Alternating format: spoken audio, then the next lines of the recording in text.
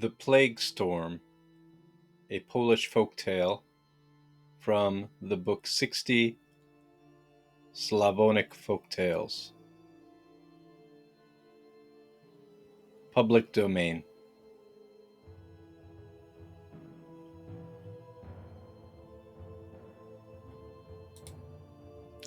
The Plague Swarm. A Ruthenian, having lost his wife and children by the plague, fled into the forest from his desolate cottage and sought safety there. He wandered about all day long. Towards evening, he constructed a booth of branches, lit a little fire, and fell asleep, wearied out. It was already after midnight when a mighty noise awoke him. He rose to his feet, listened, and heard a kind of song in the distance, and accompanying the song was the sound of tambourines and fifes.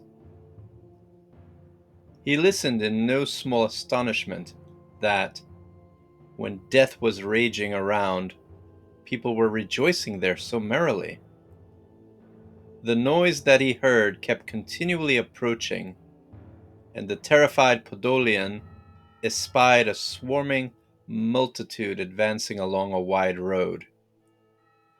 It was a troop of strange-looking specters that circled round a carriage.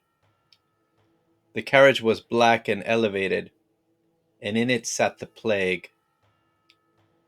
At every step the frightful company kept increasing, for on the road almost everything was transformed into a specter.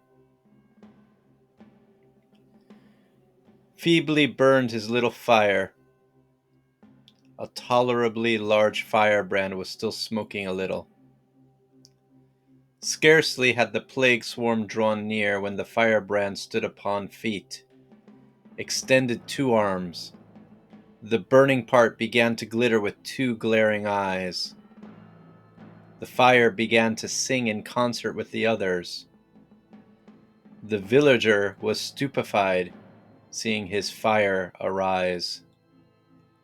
In speechless terror, he seized his axe and was on the point of striking the nearest spectre, but the axe flew out of his hands, and then transformed itself into a tall woman with raven black tress, and singing, it vanished before his eyes.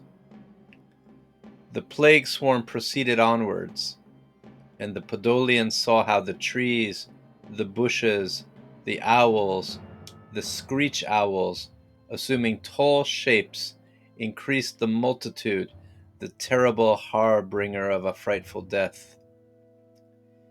He fell down powerless, and when in the morning the warmth of the sun awoke him, the vessels that he had brought with him were smashed and broken.